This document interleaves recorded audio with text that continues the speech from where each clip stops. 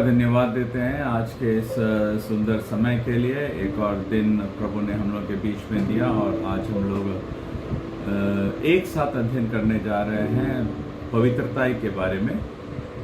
मसीह में हम लोग विश्वास की दृढ़ नींव में पवित्र कैसे रह सकते हैं और प्रभु क्या सिखाती है पवित्रता के बारे में।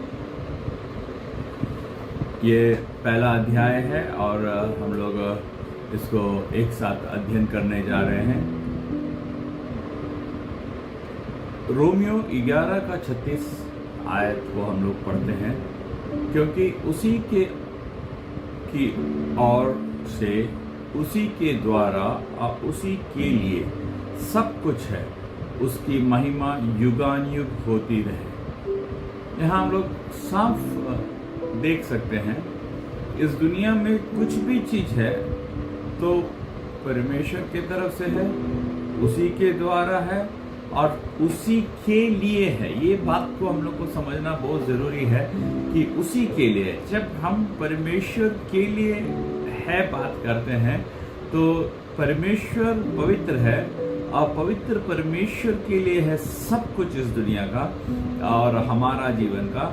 तो हम जब अपना जीवन प्रभु के सामने अर्पित करते हैं तो हमारा जीवन का हर भाग उसी के लिए है। ये ज्ञान के साथ इस हमारे चित्त में ये हमेशा ध्यान रहना चाहिए। हमारा जीवन का हर कार्य जो है उसी के लिए है, परमेश्वर की महिमा के लिए, परमेश्वर के लिए अर्पण करने के लिए। तो वो कैसा होना चाहिए, उसका एक स्टैंडर्ड होना है। परमेश्वर के पास हम लोग आ रहे हैं, परमेश्वर के लिए कुछ कर रहे हैं, तो उसका एक स्टैंडर्ड होना चाहिए। वो परमेश्वर के स्टैंडर्ड के अनुसार हमको काम को करना है। दूसरा एक आयत हम लोग उसी में देखेंगे, रोमियो 8वां अध्याय उसका 29वां वचन अगर हम पढ़ते हैं, क्योंकि जिन्हें उसने पहले से जान लिया है उन्हें पहले से ठहराया भी है कि उसके पुत्र के स्वरूप में हो, ताकि वह बहुत भाइयों में पहलौठा ठहरे। इस वाक्य में हम लोग देखते हैं जिन्हें उसने पहले से जान लिया है, पहले से ठहराया भी है। मतलब हम और आप जो परमेश्वर ने उत्पन्न होने से पहले जान लिया, पहले से हमें ठहराया। क्यों? हम उसके स्वरूप में हो। ये बड़ी महत्वपूर्ण बात है इस चीज को समझना कि हम उनके स्वरूप में होना, परमेश्वर के स्वरूप में होने के लिए परमेश्वर ने हमें जाना, हमें पहले से ठहराया ताकि हम उसके स्वरूप में हो जाए। तो द अल्टीमेट प्रोसेस, ये एक प्रक्रिया है। ये प्रक्रिया का अंत फलक क्या है कि हम उसके स्वरूप में होना, मतलब कि हम और आप उनकी पवित्रता में, उनके समानता में, उनके स्वरूप में पाए जाना। तो मनुष्य इस पृथ्वी में उत्पन्न होना, इस पृथ्वी में उसका जीवन यापन, उसका जीवन का पूरा काल चक्र एकमात्र उद्देश्य के लिए है कि हम उनके स्वरूप में हो। यहां तक हम लोग क्लियर हैं? अब हम लोग को इवैल्यूएट करना है, पहचान करनी है कि क्या हम हमारा परवरिश से लेकर के, हम प्रभु को जानने से लेकर के, प्रभु के जानने के बाद से लेके अब तक, जब तक आप ये समाचार सुन रहे हैं, क्या आप और हम परमेश्वर के स्वरूप में तैयार हो रहे हैं? अपने आप को बदल रहे हैं? बदलने के लिए अपने आप को समर्पित किए हैं? चाहे हमारी इच्छाएं, चाहे हमारे विचार, चाहे हमारे चाल चलन, हमारा बोली, चाहे हमें जितना भी पसंद हो कोई काम, उस काम को, उस व्यवहार को, उस स्वभाव को अपने अंदर से बाहर निकाल के फेंकने के लिए, क्योंकि हमको उनके स्वरूप में ढलना है।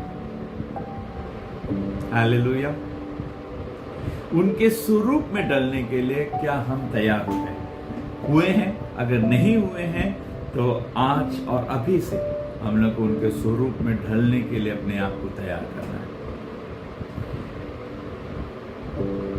यहाँ हम देखते हैं बाइबल में, नया नियम में हम देखते हैं संत शब्द का इस्तेमाल किया गया है। संत शब्द को धार्मिकता में गलत समझा जाता है। नया नियम में प्रत्येक विश्वासी का वर्णन करने के लिए संत शब्द का प्रयोग किया जाता है। पहला कुरिन्थियों पहला अध्याय उसके दूसरे आयत में हम देखते हैं, उनके लिए जो मसीह यीशु में पवित्र किए गए हैं उन सब के साथ पवित्र होने के लिए बुलाए गए हैं, जो हर जगह प्रभु का नाम लेते हैं। जो हर जगह प्रभु का नाम लेते हैं उन्हें पवित्र होने के लिए बुलाए गए हैं। और वे सब क्या है? वो यीशु में पवित्र किए गए हैं। मतलब इसको समझना है, जो पवित्र किए गए हैं और उन सब के साथ पवित्र होने के लिए बुलाए गए हैं, जो हर जगह प्रभु यीशु का नाम लेते हैं। मतलब प्रभु यीशु का नाम लेने वाला हर एक व्यक्ति पवित्र होने के लिए बुलाए गए हैं और पवित्र किए भी गए हैं। पवित्र कैसे किए गए हैं? वो प्रभु यीशु का लहू जिस पर हम विश्वास करते हैं, हमारा पाप जितना भी मैल हो, जितना भी बैगनी रंग का हो, जैसा भी कलर हो, हमारा पाप का जो भी कृत्य हम किए वो प्रभु यीशु का लहू से धुल के हम पवित्र किए गए। लेकिन उस पवित्रताई में बने रहने के लिए, उस पवित्रताई में अपने आप को बनाए रखने के लिए ये हमारा काम इसीलिए करता है कि अपने उद्धार का यत्न करने के लिए, पवित्र बने रहने के लिए प्रयास करने के लिए, उस पवित्रता से बाहर नहीं निकलने के लिए, अपना दामन, अपना पवित्रता, अपना चादर जो प्रभु ने हमें दिया है पवित्रता का, उस पे दाग ना लगे।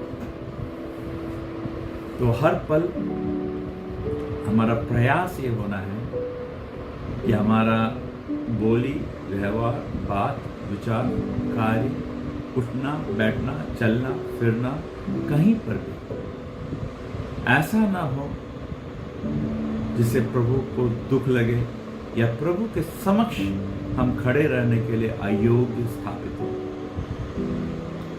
ये ध्यान बड़ी बारीकी से हमें रखनी है कि हम प्रभु के स्वरूप में होने के लिए बुलाए गए हैं, स्वरूप में होना है हमको, और हम पवित्र होने के लिए बुलाए गए हैं। पल पल पवित्रता में हमें आगे बढ़ते रहना है।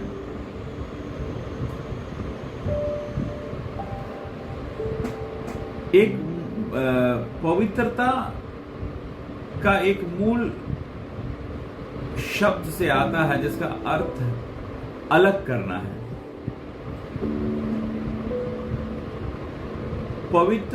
पवित्रता सभी एक मूल शब्द से आते हैं जिसका अर्थ है अलग करना। अलग किए जाने के दो पहलू हैं, एक पाप से अलग करो और दूसरा परमेश्वर के लिए अलग करो। एक हमें पाप से अलग करना है और दूसरा परमेश्वर के लिए अपने आप को अलग रखना है। लेवी व्यवस्था 11वां अध्याय उसका 45वां वचन अगर हम पढ़ते हैं, लेवी व्यवस्था 11 अध्याय उसका 45वां वचन, उसमें लिखा है, मैं यहोवा हूं, मैं पवित्र हूं। इसको फोकस किया गया, अपना पहचान परमेश्वर देते हैं, मैं यहोवा, मैं पवित्र हूं। यशायाह 6:3 में देखते हैं कि सेनाओं का यहोवा पवित्र पवित्र पवित्र। पवित्र के लिए पुराना नियम शब्द के दो विचार है, शुद्ध जिसमें कोई मिलावट न हो, दूसरा शब्द है समर्पित, किसी विशेष परियोजना के लिए समर्पित। पवित्र के लिए संगत नया शब्द हिमियोस है, अलग करना, अलग करना। तो इसमें हम लोग को देखना है कि सेनाओं का यहोवा पवित्र पवित्र पवित्र यशायाह के वचन में कहा गया है, जिसमें कोई मिलावट नहीं है। किसी विशेष परियोजना के लिए वो समर्पित है।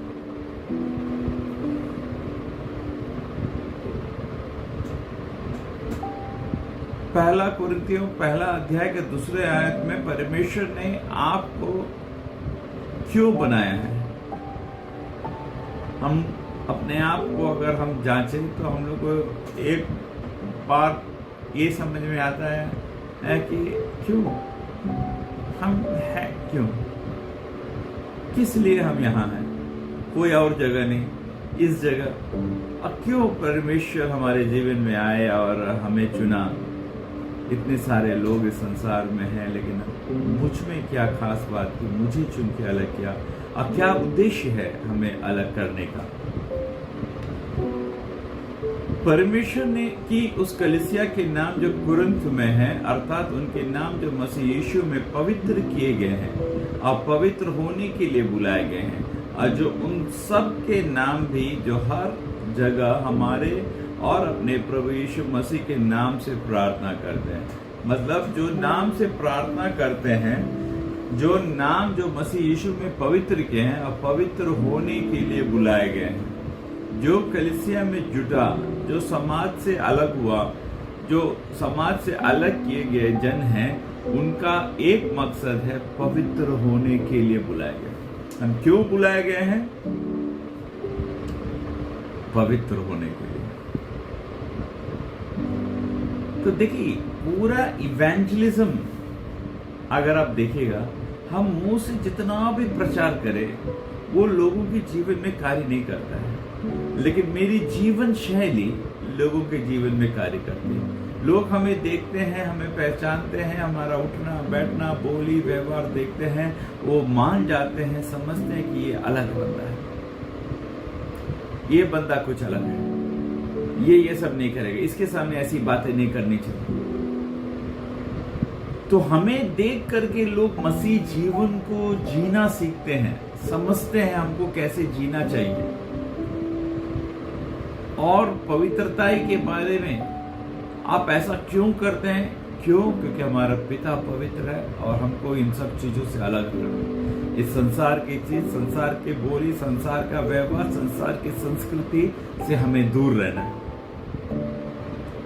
यहाँ अपने आप बिना कुछ किए हमारा उठना बैठना चलना फिरना बात विचार से ही हम स्वर्ग राज्य के बारे में प्रचार कर रहे हैं, स्वर्ग राज्य के बारे में लोगों को बता रहे हैं। देखिएगा, यहाँ प्रचार नहीं, यहाँ प्रार्थना नहीं, यहाँ कुछ नहीं हो रहा है। सिर्फ हमारा पवित्र जीवन जो है लोगों को हमारे ओर आकर्षित करेगा। जो हमारे ओर आकर्षित होगा वो प्रभु की ओर आकर्षित होगा, क्योंकि वो जानेंगे कि मैं क्यों कर रहा हूं ऐसे, मैं क्यों नहीं वैसा प्रतिक्रिया कर रहा है जैसे समाज और संसार प्रतिक्रिया करती है। वो जानेंगे कि क्योंकि हम मसीह हैं, हम ऐसा प्रतिक्रिया नहीं करते, क्योंकि हमारा बुलाने वाला पवित्र है, इसलिए मैं पवित्र रहना चाहता हूं। यहाँ पर हम देखते हैं कि हमारे जीवन के से दो लोग मसीहत को देखते हैं, सीखते हैं, समझते हैं, उनका उठना बैठना रहना सब उस प्रकार हो जाता है।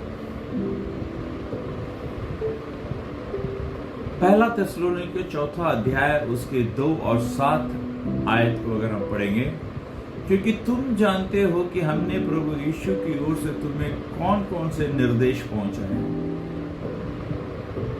क्योंकि परमेश्वर की इच्छा यह है कि तुम पवित्र बनो, अर्थात व्यभिचार से बचे रहो, और तुम में से हर एक पवित्रता और आदर के साथ अपने पात्र को प्राप्त करना जाने। यहाँ हमको बड़ा छोटा छोटा आयत है, छोटा छोटा संदेश है, कलीसियाओं को लिखा गया, लेकिन ये डायरेक्ट हमसे बातें करते हैं। क्या निर्देश पहुंचाए हैं? परमेश्वर की क्या इच्छा है कि तुम पवित्र बनो। उन कलीसिया के लोगों को बोला जा रहा है जो प्रभु को ग्रहण कर चुके हैं, जो कलीसिया में आ रहे हैं। बाहर वाले लोगों से बात नहीं हो रही, घर के लोगों से बात हो रही है, अपने लोगों से बात हो रही है। क्या बात हो रही है? तुम पवित्र बनो। आज मेरी आवाज सुनने वालों से प्रभु की आत्मा ये बात कह रही है कि तुम पवित्र बनो। ठीक है तुम चर्च आते हो, ठीक है तुम प्रचार करते हो, ठीक है तुम पास्टर हो, ठीक है तुम रेवरेंड हो, ठीक है तुम वर्शिप लीडर हो, ठीक है तुम ट्रेनर हो, ठीक है तुम्हारे जैसा कोई नहीं है, बात सामर्थ कला विज्ञान तुम्हारे तुल्य कोई नहीं है। लेकिन प्रभु की आत्मा को एक बात कहना है, तुम पवित्र बनो। तीसरे आयत में लिखा है क्योंकि परमेश्वर की इच्छा यह है कि तुम पवित्र बनो, अर्थात व्यभिचार से बचे रहो। जब व्यभिचार शब्द आता है तो सीधे हमारे मन में लड़का लड़की का बात आ जाता है कि नाजायज तरीके से हम किसी के साथ संबंध रखे हैं,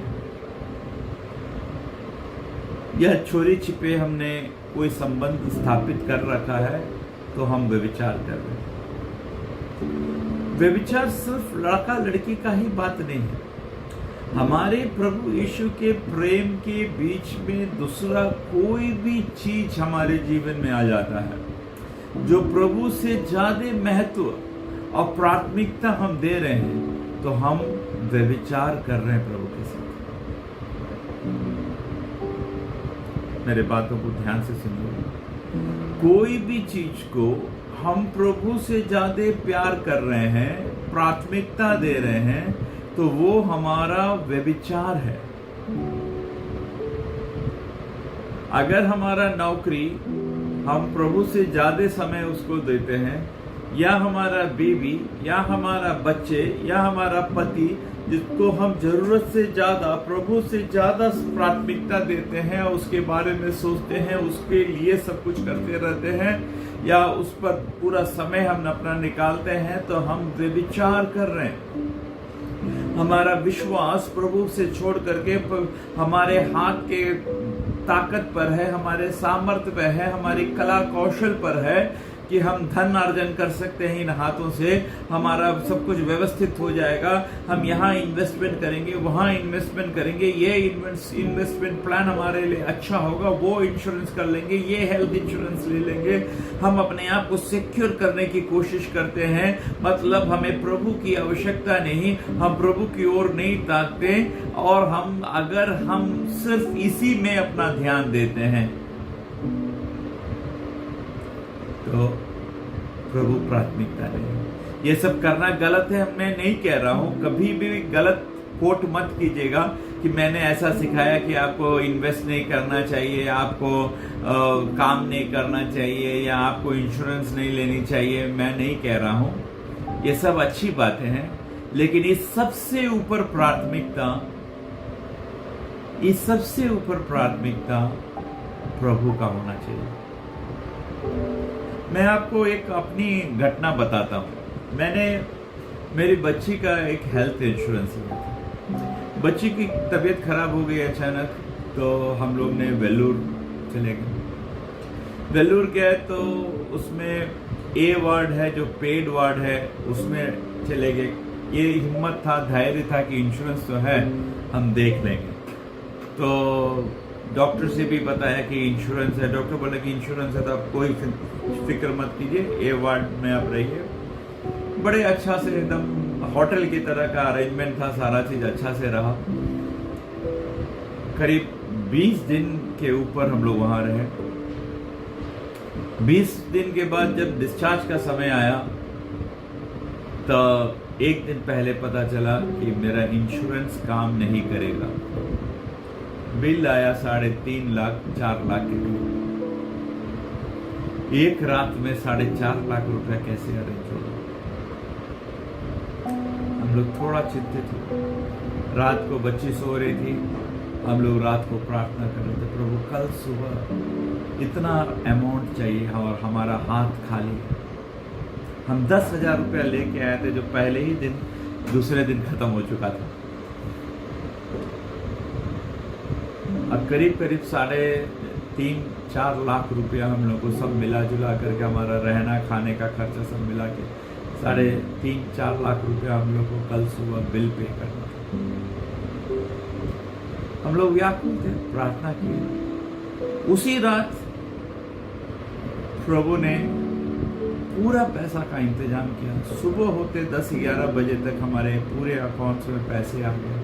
अद्भुत तरीके से प्रभु ने हमको बताया, प्रभु पर भरोसा करना इंश्योरेंस से ज़्यादा महत्वपूर्ण है। उतना इंश्योरेंस करा करके हमें क्या फायदा होगा? इंश्योरेंस कभी भी अटक सकता है, काम नहीं कर सकता है, फेल हो सकता है, लेकिन मेरा प्रभु कभी फेल नहीं होने वाला। और हम लोग बहुत आराम से पेमेंट करके वहां से वापस आए। तो ये बात मैं अपने जीवन की गवाही से आपको बताना चाहता हूँ। वो सब चीज अच्छा है, करना चाहिए, लेकिन व्यभिचार नहीं करना चाहिए। प्रभु से ज्यादा प्राथमिकता उनको नहीं देना चाहिए। इसलिए चौथे आयत में लिखा है, तुम में से हर एक पवित्रता और आदर के साथ अपने पात्र को प्राप्त करना जाने। अपना जिस किरदार के लिए हम भेजे गए हैं, जिस कार्य करने के लिए हम भेजे गए हैं, उसको पूर्ण रूप से उसको अपने जीवन में ले आना, उसको अपने जीवन में व्यवहारिक रूप से प्रदर्शित करना। जिस कार्य के लिए हम आए हैं, जिस कार्य के लिए मेरा पिता ने हमें भेजा है, स्वर्गीय पिता ने हमें भेजा है, उस कार्य को हम करें पवित्रता और आदर के साथ। बिना पवित्रता और बिना आदर के अगर हम उस किरदार को करने का प्रयास करते हैं, कुछ दिन हम चल सकते हैं, कुछ लोग हमें देख करके अच्छा है बोल सकते हैं, लेकिन समय के हिसाब से कुछ भी नहीं है जो ढपा है वो खोला ना जाएगा। वचन कहता है कुछ भी चीज हम छिपा के रखें इसी पृथ्वी में। ये तो एक बात है कि बाद में प्रकट होगा, प्रभु के समय में सब प्रदर्शित होगा, लेकिन उससे पहले पृथ्वी में ही सारी बातें खुल के सामने आ जाएंगी। कुछ दिन तक कुछ बातों को आप छिपा सकते हैं। तो पवित्रता हमारे जीवन में, मसीह जीवन में बहुत मायने रखती है। और यह काम अभिलाषा से नहीं, न अन्य जातियों के समान जो परमेश्वर को नहीं जानती, कि इस बात में कोई अपने भाई को न ठगे और न उस पर दाव चलाए, क्योंकि प्रभु इस सब बातों का पलटा लेने वाला है, जैसे कि हमने पहले तुमसे कहा है कि और चिताया भी है। क्योंकि परमेश्वर ने, 7वें आयत में, परमेश्वर ने हमें अशुद्ध होने के लिए नहीं परंतु पवित्र होने के लिए बुलाया है। ये एक अंडरलाइन करके समझना है कि हमें बुलाया है पवित्र होने के लिए।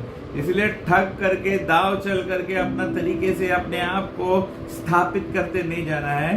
परमेश्वर की आत्मा को काम करने दीजिए, परमेश्वर का समय को काम करने दीजिए। आप अपने आप को समर्पित रखिए। समय से उठाने वाला प्रभु है, समय से प्रभु सब कुछ करेगा, क्योंकि परमेश्वर ने हमें अशुद्ध होने के लिए नहीं परंतु पवित्र होने के लिए बुलाया है। पहला थिस्सलुनीकियों 5वां अध्याय उसके 23वें आयत में हम देखते हैं, शांति का परमेश्वर आप ही तुम्हें पूरी रीति से पवित्र करे, तुम्हारी आत्मा, प्राण और देह। देखिएगा यहाँ साफ साफ लिखा है, तुम्हारी आत्मा, प्राण और देह। हमारे प्रभु यीशु मसीह के आने तक पूरे और निर्दोष सुरक्षित रहे। परमेश्वर आप ही पूरी रीति से हमें पवित्र करे, शांति का परमेश्वर, ताकि हमारी आत्मा, प्राण और देह प्रभु यीशु मसीह के आने तक पूरे और निर्दोष सुरक्षित रहे। तुम्हारा 24वां आयत कहता है, तुम्हारे बुलाने वाला विश्वास योग्य है और वह ऐसा ही करेगा। मेरे प्यारे भाई और बहनों, मेरी आवाज को सुनने वाला, हमारा बुलाने वाला विश्वास योग्य है, वो ऐसा ही करेगा। अपने आप से हमें जैसे जैसे हम प्रभु के करीब आते हैं, प्रभु की आवाज़ को सुनते हैं, प्रभु में बढ़ना चाहते हैं, अपने आप को जैसे जैसे हम प्रभु में समर्पित करते हैं, हमारी प्राण, आत्मा और देह को पवित्रता की ओर लेके चलने वाला प्रभु। हमारे अंदर से ये काम शुरू हो जाएगा कि हाँ, हमें ये नहीं करना है, हमें वो नहीं बोलना है, हमें ऐसे चलना है, हमें वैसे चलना है। हम अपने आप रास्ता साफ होता चला जाएगा अगर हम समर्पित जीवन जीने वाले व्यक्ति हैं। पुरानी कई चीजों को आप देखेंगे जो अपने आप छूटेगा, पीछे मुड़ के देखेंगे मैं आप बहुत सारे गलत काम करते होंगे, गलत बोलियां बोलते होंगे, गलत हरकत होगा, लेकिन अगर आप समर्पित जीवन जीने के लिए अपने आप को प्रणबद्ध हैं और एक एक दिन कदम उठाना चाहते हैं, प्रभु आपको हृदय को देख करके अपने आप आपकी आत्मा, प्राण और देह को तैयार और सुरक्षित रखेगा, पवित्र रखेगा, प्रभु के आने तक आपको निर्दोष बनाए रखेगा। ये हमारा बुलाने वाला का काम। देखिए कितना बड़ा बात है। हमारा बुलाने वाला ऑटोमेटिक हमें उसके लायक, उसके स्वरूप में तैयार करता जाएगा। जहां छीलना है वहां छीलेगा, जहां रगड़ना है वहां रगड़ेगा, जहां साफ करना है वो साफ करेगा, उसके स्वरूप में तैयार करके सुरक्षित रखेगा, ताकि तुरही फूंकते समय फ्रैक्शन ऑफ सेकेंड के अंदर प्रभु हमें अपने पास बुला ले, उसके लिए योग्य बना के रखेगा।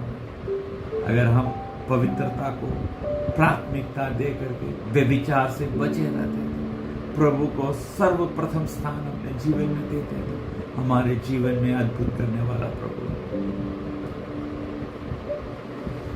देखिए हम पाप की शक्ति से बचाए गए हैं, वो हमारा पवित्रीकरण है। पाप की शक्ति से बचाए गए वो प्रभु यीशु का लहू जो हमारे जीवन में कार्य करता है, उसको जैसे हम विश्वास करते हैं तो पाप की शक्ति से हम बचाए जाते हैं, हमारा पवित्रीकरण किया जाता है। उसके बाद हमारे साथ क्या होता है, हम पाप के दंड से बचाए गए हैं, हम दोष मुक्त हो जाते हैं। पाप के दंड से बचाए जाते हैं, हम दोष मुक्त हो जाते हैं।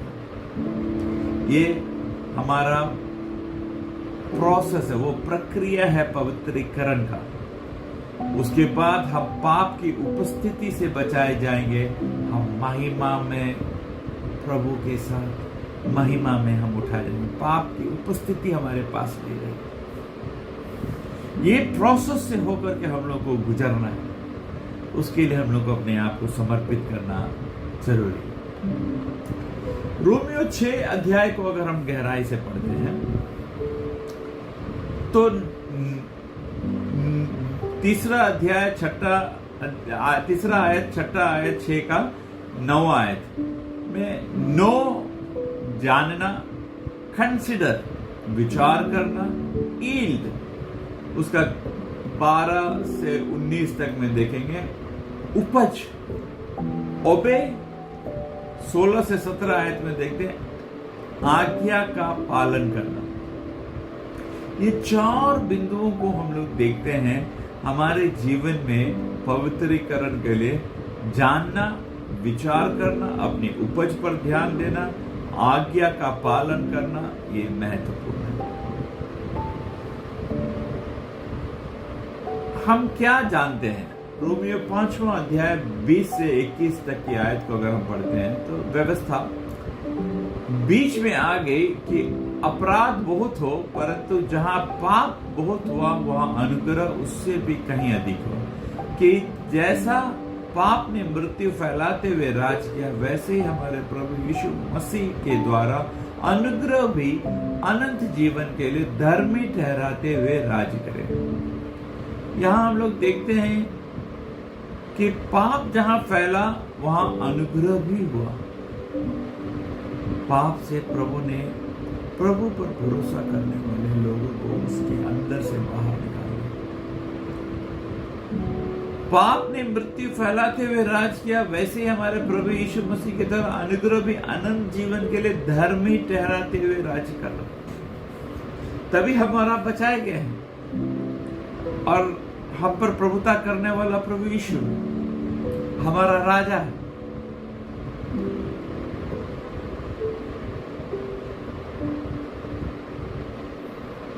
तो 6 अध्याय का 3 आयत में देखते हैं, तो हम क्या कहें? क्या हम पाप करते रहें कि अनुग्रह बहुत हो? कदापि नहीं। हम जब पाप के लिए मर गए तो फिर आगे को उसमें कैसे जीवन बिताएं? क्या तुम नहीं जानते कि हम सब जितनों ने मसीह यीशु की बपतिस्मा लिया है उसकी मृत्यु का बपतिस्मा लिया है? इसलिए उस मृत्यु की बपतिस्मा पाने से हम उसके साथ गाड़े गए, ताकि जैसे मसीह पिता की महिमा के द्वारा मरे हुए में से जिलाया गया, वैसे हम भी नए जीवन के अनुसार चाल चले। क्योंकि यदि हम उसकी मृत्यु की समानता में उनके साथ जुट गए तो निश्चय उसके जी उठने की समानता में भी जुट जाए। तो ये काम हमें करना है। क्या लिखा है? क्यों 4 आयत में कि महिमा के द्वारा मरे हुए में से जिलाया गया, वैसे ही हम भी नए जीवन के अनुसार चाल चलें। तो हमारा चाल चलन पुराना जीवन जैसा नहीं होना चाहिए, पुराना व्यवहार जैसा हमारा चाल चलन नहीं होना चाहिए। हमारा चाल चलन नए के अनुसार होना चाहिए, मसीह के स्वभाव के अनुसार हमारा चाल चलन होना चाहिए। क्योंकि मृत्यु की समानता में बपतिस्मा लिए तो मृत्यु की समानता में हम उसके साथ जुट गए हैं, जी उठने की समानता में भी जुट जाएं। जी उठने के लिए भी हमें पवित्रता चाहिए, पवित्रीकरण हमारा होना है, तभी हम जी उठने की समानता में जुट सकते हैं। हम जानते हैं कि हमारा पुराना मनुष्यत्व जो हम आदम में था क्रूस पर चढ़ाया गया, ताकि पाप हमारे जीवन में अपनी शक्ति अपनी भक्ति खो दे, ताकि अब हम और पाप में ना रहें। अब हम और पाप में ना रहें, क्योंकि हम जानते हैं कि हमारा पुराना मनुष्य तो उसके साथ क्रूस पर चढ़ाया गया, ताकि पाप का शरीर नाश हो जाए, ताकि हम आगे पाप के दासत्व में ना रहे। इस बात को हम लोग ध्यान देना है कि क्रूस पर चढ़ाया जा चुका है पुराना मनुष्य। जब प्रभु को हम ग्रहण करते हैं, प्रभु पर हम विश्वास करते हैं, तो क्रूस पर पुराना मनुष्यत्व चढ़ाया जा चुका है। तब हम शरीर नाश हो जाए, ताकि हम आगे पाप के दासत्व में ना रहें। पाप का शरीर नाश हो जाए, हम आगे पाप के दासत्व में ना रहें। तो हर एक दिन हमें जांचना है कि क्या हम किसके दासत्व में हैं। प्रभु की गुण और प्रभु का स्वभाव प्रकट कर रहे हैं, प्रभु की इच्छा के अनुसार चल रहे हैं कि पाप के दासत्व में संसार के अनुसार अपनी प्रतिक्रिया, अपनी बोली, अपना व्यवहार पर रखें। हम जानते हैं 9-10 6 अध्याय का 9-10 आयत में लिखा है, हम जानते हैं कि मसीह ने पाप पर विजय प्राप्त की है और अब अनंत काल तक जीवित है, क्योंकि हम जानते हैं कि मसीह मरों में से जी उठा और फिर कभी नहीं मरेगा। मृत्यु भी पर प्रभुता नहीं करती, मृत्यु उस पर प्रभुता नहीं करती, क्योंकि वह जो मर गया तो पाप के लिए एक ही बार मर गया, परंतु जीवित तो परमेश्वर के लिए जीवित है। तो इसलिए हम लोग को मालूम होना चाहिए कि हम लोग एक बार पाप में मर चुके हैं, अगर अब हम जीवित हैं तो परमेश्वर के लिए जीवित हैं। ये समझकर एक जय जीवन हमको जीना जरूरी है। अब हमको पाप पुराने मनुष्यत्व के साथ कोई वास्ता नहीं है, हम लोग नया हमारे जीवन में। तो आज हम लोग को इवैल्यूएट करना है, अपना मूल्यांकन करने की जरूरत है। नया जीवन का कौन सा भाग नया हमारे अंदर है, कि कितनी बातें पुरानी चले आ रही है। बपतिस्मा तो ले लिया, विश्वास तो कर लिया, कलीसिया में जुड़े हुए हैं, प्रचार करते हैं, प्रसार करते हैं, गीत गाते हैं, भजन गाते हैं, वर्शिप लीड करते हैं, सब कुछ करते हैं, लेकिन पुराने जीवन की चीजें हमारे जीवन में क्या क्या आ रही है। मसीह जीवन में हमारा बोली, व्यवहार, पहनावा, उठना बैठना, सारा चीज नया क्या आया है। अगर नया कुछ नहीं है तो प्रभु में अपने आप को समर्पित कीजिए।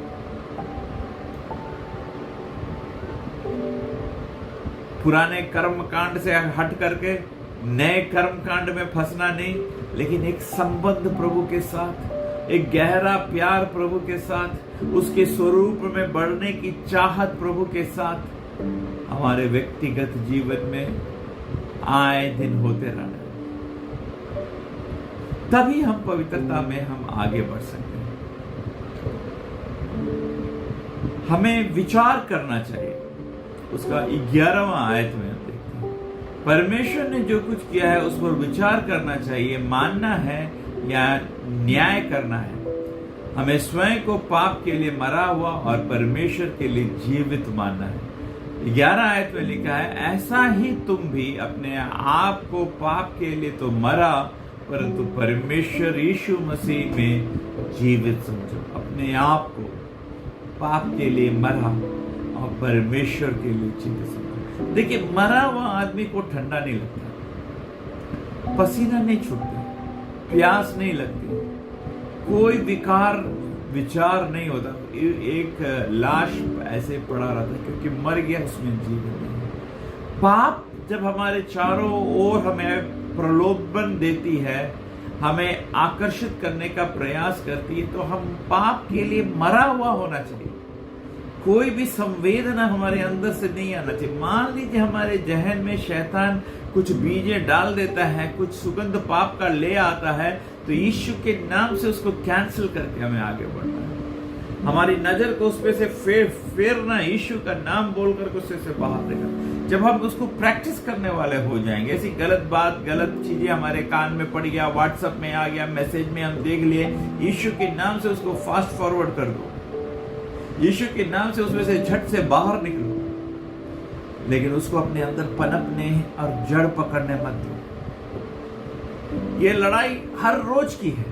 ऐसा मत सोचिए कि हम आपसे ये बात कर रहे हैं, पाप विचार हमारे मन में नहीं आता। अगर हम शरीर में हैं तो पाप विचार मन में आएगा। शैतान हर दिन नए नए हथकंडे ले आके दिखाएगा हमें, लेकिन हमको रोज लड़ना है और उसमें से अपने आप को बाहर करना है। और कल से मजबूत लड़ाई आज लड़ना है, आज से मजबूत लड़ाई कल लड़ना है। एक एक दिन हम लोग आगे लड़ के जय जीवन जीना है। शैतान को हमारे अंदर कार्य करने और जयवंत होने नहीं देना। ऐसा करने से हम पाप के लिए मरा, परंतु परमेश्वर के लिए मसीह यीशु में जीवित समझ सकते हैं और अनुभव कर सकते हैं। हम खुद को किसके हवाले करते हैं? अपने शरीर को पापी चीजों के हवाले नहीं करना। हमें स्वयं को परमेश्वर और अपने अंगों को परमेश्वर के सम्मान करने वाली वस्तु के अधीन करना है। इसलिए 13 आयत में लिखा है, ना अपने अंगों को अधर्म के हथियार होने के लिए और पाप को सौंपो, पर अपने आप को मरे हुओं में से जी उठा हुआ जानकर परमेश्वर मरे हुओं में से जी उठा जानकर परमेश्वर को सौंपो, और अपने अंगों को धार्मिकता के हथियार होने के लिए परमेश्वर को सौंपो। अपने आप को मरे हुए में से जी उठा समझकर अपने अंगों को परमेश्वर के हथियार, धार्मिकता के हथियार होने के लिए परमेश्वर को सौंपना है। ये हर दिन की बात है। ये नहीं कि एक बार हुआ तो हो गया, फिर अपनी जिंदगी जी रहे हैं। नहीं, हर रोज, हर सुबह, हर शाम, हर दोपहर, हर पल इस संसार में चलते फिरते उठते बैठते हमारे अंदर से एक आराधना उठनी चाहिए। अपना हृदय के अंदर से एक युद्ध चलता रहना चाहिए, ताकि हमारे पास, हमारे आसपास शैतान ऐसी कोई स्कीम लेके, योजना लेके हमारे पास ना आए। उसकी 16 आयत में लिखा है, आज्ञाकारिता कैसे काम आती है, फल कैसे लाती है। उपज के बारे में हम लोग देखते हैं। क्या तुम नहीं जानते जिसकी आज्ञा मानने के लिए तुम अपने आप को दासों के समान सौंप देते हो, उसी के दास हो, चाहे पाप के, जिसका अंत मृत्यु है। देखिए क्या फल आया, उपज क्या है? मृत्यु। पाप के हाथ में अपने आप को सौंपते हैं तो हमें क्या मिलता है? मृत्यु।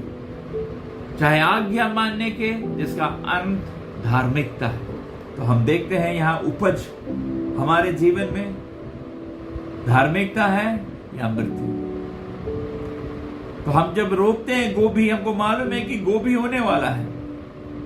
हम आम का फल रोपने के बाद हम इमली पैदा होगा, हम नहीं सोचते। हमको मालूम है आम रोपे हैं, आज नहीं तो कल ये बड़ा होगा और आम का फल आएगा। और हम उस आम के फल की प्रतीक्षा करते हैं। लेकिन अपने जीवन को ध्यान से देखिए, हमने क्या रोप रखा है और क्या रोप रहे हैं, तो उसका अंत फल जो उपज आने वाला है वो मृत्यु है या अनंत जीवन है। तो आज अपने आप को हम लोग को देखना है, पश्चाताप करना है, मन फिराना है, ताकि हमारा जीवन आज्ञाकारिता के हिसाब से हमारे जीवन में धार्मिकता का फल अनंत जीवन मिले, ना कि मृत्यु। हमारी आज्ञाकारिता का सारा धन्यवाद परमेश्वर को जाना चाहिए। परमेश्वर के प्रति आज्ञाकारिता हृदय से आती है। आज्ञाकारिता के लिए सत्य के प्रति समर्पण की आवश्यकता होती है। हृदय से हमें प्रभु के लिए, हमारे हर परिस्थिति के लिए धन्यवादी होना है, क्योंकि ये परिस्थिति हमें मजबूर करती है परमेश्वर के साथ बने रहने के लिए। जैसे जैसे हमारा युद्ध मजबूत होता जाएगा, बढ़ता जाएगा, हम और सब क्या कहते हैं, हमारे जीवन में परेशानियां आएगी, हम परमेश्वर के करीब आएंगे। परमेश्वर को धन्यवाद देना है कि उन सारे प्रलोभन जो हमारे जीवन में आता है, सारे परेशानियां जो हमारे जीवन में आता है, हमें युद्ध लड़ने और जय जीवन होने का मौका मिलता है, ताकि पवित्रताई में उसके स्वरूप में होने के लिए हम लोग अपने आप को खरा उतर सके, उसके लिए एक जय जीवन जीत सके, एक जयवंत युद्ध हम कर सके। 17वें आयत में लिखा है, परंतु परमेश्वर का धन्यवाद हो कि तुम जो पाप के दास थे, अब मन से उस उपदेश के मानने वाले हो गए जिसके सांचे में ढल गए, और पाप से छुड़ाए जाकर धार्मिकता के दास हो गए। पाप से छुड़ाकर हम धार्मिकता के दास हो गए। इसलिए हमें परमेश्वर का धन्यवाद देना चाहिए उस प्रोसेस के लिए, इस प्रक्रिया के लिए कि हमें किस प्रकार पाप में पड़े थे, हम उसके बैरी थे, आज्ञा ना मानने वाले थे, वहां से प्रभु हमें धार्मिकता के लिए एक प्रक्रिया में डाल रहा है। और प्रक्रिया में अपने आप को सफल होने के लिए हम लोग अपने आप को सौंपना जरूरी है। हम अपने आप को धार्मिकता के दास के रूप में सौंप देते हैं, जो कि पवित्रीकरण की ओर ले जाता है। समर्पण आज्ञा मानने के लिए है। मैं तुम्हारी शारीरिक दुर्बलता के कारण मनुष्यों की रीति पर कहता हूँ, जैसे तुमने अपने अंगों को अशुद्धता और कुकर्म के दास करके सौंपा था, वैसे ही अब अपने अंगों को पवित्रता के लिए धार्मिकता करके दास करके सौंप दो। 19वें आयत में हम देखते हैं, ये हमारे जीवन में बहुत महत्वपूर्ण है कि हम अपने शरीर, अपने अंगों को पवित्रता के दास होने के लिए सौंपें। बड़ा टफ है, हम जानते हैं, बोलना आसान है, प्रचार करना आसान है, लेकिन जब जीवन में हम ले आना चाहते हैं, हमारा आत्मा हिल जाती है, हमारा हृदय जुड़ा हुआ है, आत्मा उसमें जुड़ा हुआ है। ऐसा लगता है जब कोई चीज से हम बाहर होते हैं तो आत्मा हमारा छीना जाता है, हमारा कलेजा निकल जा रहा है, वैसा हमारा हृदय जुड़ा हुआ है इन सारी सांसारिक चीजों से। लेकिन मैं आज प्रार्थना करता हूं कि प्रभु आपको सामर्थ्य और शक्ति दे कि उस कलेजा को जिससे आपका संसार जुड़ा हुआ है निकाल के बाहर कर दे। प्रभु के तकलीफ होगा, दर्द होगा, लेकिन आप शुद्ध और पवित्र होंगे, परमेश्वर की पवित्रता में आगे बढ़ेंगे और स्वर्ग राज्य आपका होगा। देखिए 7वें आयत, रोमियो 7वां अध्याय, उसका 14 से 24 तक हम पढ़ते हैं। क्योंकि हम जानते हैं कि व्यवस्था तो आत्मिक है, परंतु मैं शारीरिक और पाप के हाथ बिका हुआ, और जो मैं करता हूँ उसको नहीं जानता, क्योंकि मैं जहाँ चाहता हूँ वह नहीं किया करता, परंतु जिससे मुझे घृणा आती है वही करता हूँ। और यदि जो मैं नहीं चाहता वही करता हूँ, तो मैं मान लेता हूँ कि व्यवस्था भली है। तो ऐसी दशा में उसकी करने वाला मैं नहीं, वरन पाप है जो मुझसे बसा हुआ है। क्योंकि मैं जानता हूं कि मुझ में, अर्थात मेरी शरीर में, कोई अच्छी वस्तु वास नहीं करती। इच्छा तो मुझ में है, परंतु भले काम मुझसे बन नहीं पड़ते। ये हमारी अवस्था है जो बाइबल में लिखी हुई है। हम अच्छा करना चाहते हैं, लेकिन अच्छा हमसे होता नहीं। तो इसका मतलब कोई और है जो हमारे ऊपर पूरा कंट्रोल लिया हुआ है। किसी के दास हम बन चुके हैं, एक कोई और मालिक है जो हमें चला रहा है। हमको अपने आप को इसमें से बाहर निकालना जरूरी है, क्योंकि जिस अच्छे काम की इच्छा मैं करता हूँ वह तो नहीं करता, परंतु जिस बुराई की इच्छा नहीं करता वही किया करता। यदि मैं वही करता हूँ जिसकी इच्छा नहीं करता, तो करने वाला मैं न रहा, परंतु पाप जो मुझ में बसा हुआ है। तो मैं यह व्यवस्था पाता हूँ कि जब भलाई करने की इच्छा करता हूँ तो बुराई मेरे पास आती है, क्योंकि मैं भीतरी मनुष्य से तो परमेश्वर की व्यवस्था से बहुत प्रसन्न रहता हूँ, परंतु मुझे अपने अंगों में दूसरे प्रकार की व्यवस्था दिखाई पड़ती है जो मेरे बुद्धि की व्यवस्था से लड़ती है, मुझे पाप की व्यवस्था के बंधन में डालती है जो मेरे अंगों में है। मैं कैसा अभागा मनुष्य हूँ, मुझे इस मृत्यु की देह से कौन छुड़ाएगा। हमें इस अवस्था से छुड़ाने वाला सिर्फ प्रभु यीशु। जब हम प्रभु यीशु के चरणों में अपने आप को समर्पित करते हैं, उनसे जब आप बात करना शुरू करते हैं, अपनी इच्छा को बताते हैं और अपने आप को समर्पित करते हैं, तो धीरे धीरे इस कमजोर अवस्था में हमें बल मिलता है। तो हमें क्या करनी चाहिए? समर्पण। सबसे पहले हमें क्या करनी है? समर्पण प्रभु यीशु के सामने, सामर्थ मांगना है प्रभु से, अपने कमजोरी को पहचानना है, कहाँ पर हम गलत होते हैं। मेरा कमजोरी नहीं होगा, आपका कमजोरी नहीं होगा, दूसरे का, तो सबका अपना अपना अपना अलग कमजोरी है। उस कमजोरी को जानना है कि कहाँ पर हम गलत होते हैं। उस कमजोरी के हिसाब से हमें अपनी सीमा रेखा निर्धारित करनी है। हम कहाँ तक जाएंगे, कितना तक हम खड़े रह सकते हैं, उसके बाद हमको वहाँ से वापस चले आना है। उसकी ज़्यादा बात को नहीं बढ़ाना है, हमको वहीं पर फुल स्टॉप करना है। हमको वहाँ तक नहीं जाना है, उसके घर नहीं जाना है, उसको टेक्स्ट नहीं करना है, उसका व्हाट्सएप मैसेज नहीं देखना है, उसको ब्लॉक कर देना है, चाहे जितना भी अच्छा क्यों ना हो, क्योंकि वो मेरा कमजोरी है। उसमें से हमको बाहर निकलना ही है। धीरे धीरे निकलेंगे, कोशिश करते हैं, उसका हृदय टूटना नहीं चाहिए। ऐसे वैसे बहुत सारी बात बोल करके हम लोग अपने आप को फंसा के रखते हैं। लेकिन आज एक निर्णय लेके ठोस कदम ना बोलना सीखना। कारण बताएं हम लोग, क्यों हम ऐसा कर रहे हैं, क्यों हम कमजोर हैं, तो हमको पता चलेगा कि कौन कौन एरिया में हम कितना गिरे हुए हैं। उस एरिया को मरम्मत करना जरूरी है। अपने विचारों को अस्वीकार करें। जो हमारे अंदर जो विचार आता है, जो योजना अपने आप बनती है पाप करने की, उस विचार को कैंसिल करना है। योजना हमारे अंदर शैतान युक्तियां बना के, प्लान बना के, स्कीम समझा देता है। इसके लिए बुद्धि लगाने का तुरंत बुद्धि आता है, कैसे पाप करना है, कैसे छल करना है, कैसे सबसे बचा के जो काम हम करना चाहते हो कर सकते हैं। लेकिन जब ऐसे ऐसे विचार और शैतान योजना पर योजना, plan A, plan B, plan C देगा, यीशु के नाम से कैंसिल करना है। जो प्लान प्रभु की महिमा के लिए नहीं है, जो प्लान जो हमें पाप में गिराता है, उस पाप का प्लान को निष्क्रिय, निष्फल कर देना है, कुचल डालना है अपने पैरों से, ताकि वो प्लान हम में कार्यरत ना हो, हम उसके दासत्व में ना चले जाएं। क्योंकि मालिक जो है शैतान, पाप जो हम पर प्रभुता कर रही है, वो हमें बुद्धि देता रहता है, हमारे शरीर को कंट्रोल करने के लिए हमारे दिमाग में योजनाएं बनाता रहता है। उससे हमको अस्वीकार करना है, उससे बचना है। अपनी समस्याओं का खुलासा करें, अपने आप को पहचाने कि हमारा प्रॉब्लम्स क्या है, किस जगह हमारी समस्या है। प्रभु के सामने रखें, छिपाए नहीं कुछ प्रभु से। लोगों से नहीं बोलना है।